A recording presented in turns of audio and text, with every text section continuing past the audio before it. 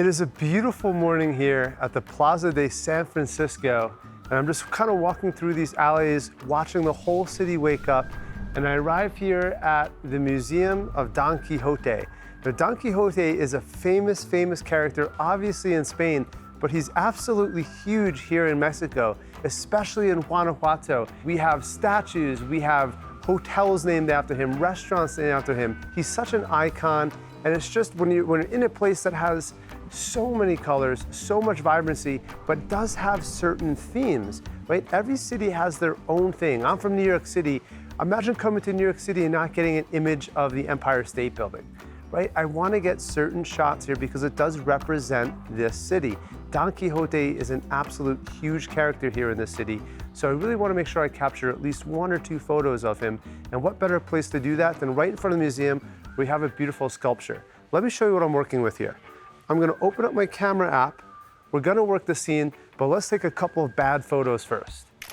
Here's one. Here's another bad photo here. So we got those out of the way. We're going to get a lot more bad photos. You may not see all of them, but I can guarantee you I'm going to take a whole lot more bad photos. And I'm totally fine with that, and you should be too. We have to start somewhere. We need to work a scene. The odds of you standing in the perfect place at the perfect light with the perfect lens and perfect composition is basically 0. There's a whole lot of things that are wrong with this. The most obvious one here is that we have this sign. I'm not even sure what it is. It's something about the election. Either way, it's ugly, it's distracting. We don't want it. We're cutting off a big part of his body here. It's not the end of the world, but it's just a detail we should pay attention to. So we know we don't want to work this angle. Let me see if I can move around to this side here. And the photo's starting to get worse, I think. We have another sign on this door, and the door's not really that interesting, right? If this museum was clever, especially in the age of Instagram, they would paint that door a bright red or a bright blue, something that would kind of attract photos, and then maybe they'd put something behind here so everyone would want to stop and take an Instagram-worthy photo in front of this museum. But I don't think this museum has caught up to this just yet. Now, if I move around to this direction here, it's not really that interesting yet. It's starting to get better though, right? If I just rotate my camera, now I'm starting getting a cleaner composition. A few things are happening here. I'm trying to either include or cut off this, whatever this is on the top left. It's like an emblem or something. It's not terrible, but it's not really that interesting either. So what I might try and do is just move to the left a little bit and then pan the camera to the right, and now I'm getting a cleaner composition just about here. Now I do know I'm cutting off the bottom of the sculpture. I don't know if I'm going to be able to include it entirely, but I'm gonna walk backwards, and when I do, we still have that emblem on the left. Now I can easily remove that if it's a distraction or try to include it. I like to use what's called actually, I'm not sure what it's gonna be called, so I'm gonna call it the traffic light method. So what do I mean by that?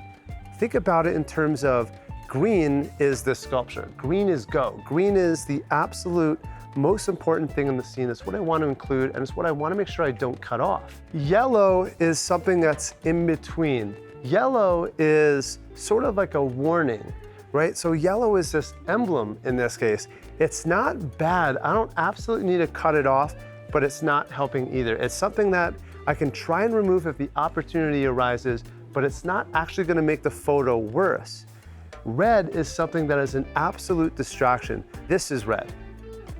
These trees would be more of a red in this scene unless it served as some sort of like a natural framing. But this is clearly a red. This emblem is a yellow. This sculpture is a green. So if that makes sense to you, you're more than welcome to try that in your photography. Think to yourself, what's the green and what's the red? And try and identify that and use that as a sort of framework to try and get a better image by deciding what's the most important part of the scene and what do I absolutely need to remove.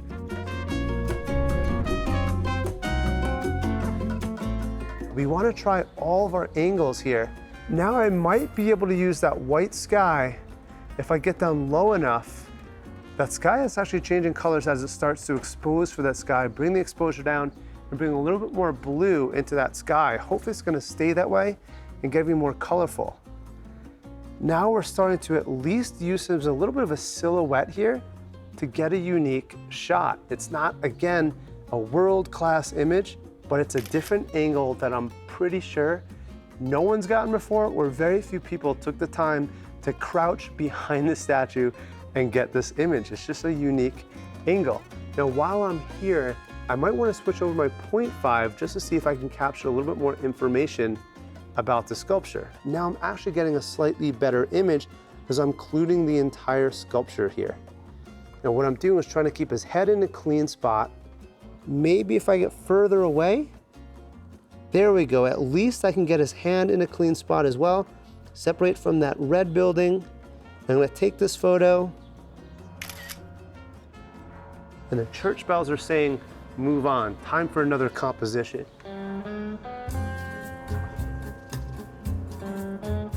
Shooting with the super wide already gives me a little bit more fun, a little bit more dynamic, a little bit more playful type of an image. So what I'm gonna try and do is get really close to him here. So look at this perspective, a completely different, completely unique, and a very kind of playful perspective. It's immersive. It almost feels like you're standing right over his shoulder. That's because we're standing right over his shoulder. The fact that I'm using an iPhone and no one's taking me seriously lets me get away with so much more. And ultimately, lets me get away with a much more interesting, playful, creative composition. Now look at what is going on here. See that sky completely blown out? We don't want that. That's because we have more shadow than we do highlights. But the second I just rotate this a little bit, the iPhone sort of recorrects and it says, I know what you're trying to do. You're trying to expose both for the shadows and the highlights. Let me bring that sky down for you. It's actually quite remarkable what the iPhone is doing. It's blending both the highlights and the shadows into a single image using HDR. Depending on any slight movement I make, it might disappear, right? If I come over here, that sky is gonna completely blown out. All I need to do is kind of tap on that sky, it'll bring it back. Now, his ear isn't the most important thing, but having his perspective, this is what this statue sees. You're identifying with this scene. So what I'm gonna try and do is try and get a little bit closer to him here and try and get a perspective that just, it kind of feels like you're seeing what he sees. That's the point. All we need is one more second for that last person to exit the frame. Perfect. We got that shot right there. That's all we need. I'm gonna climb up on him again and see if I can get a shot of him looking down at the same view that he has.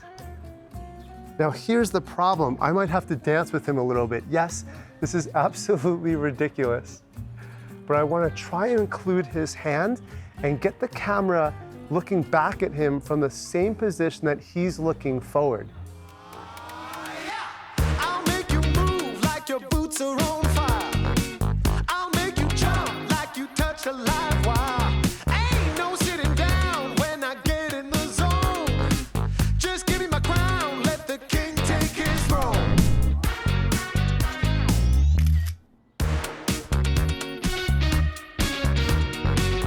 Now, we totally worked the scene. We got so many cool, unique angles of Don.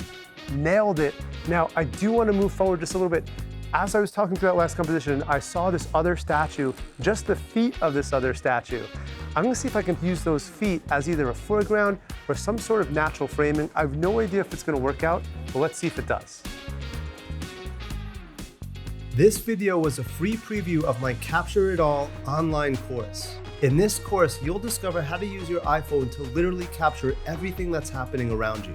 We'll talk about composition, storytelling, timing, photographing people, recording videos, time lapses, flying a drone, and so much more. If you'd like to use your iPhone to its fullest potential, please take a look at the full version of Capture It All. You'll find the link in the description right next to this video. So click on that link right now and I'll see you inside the full version of the course.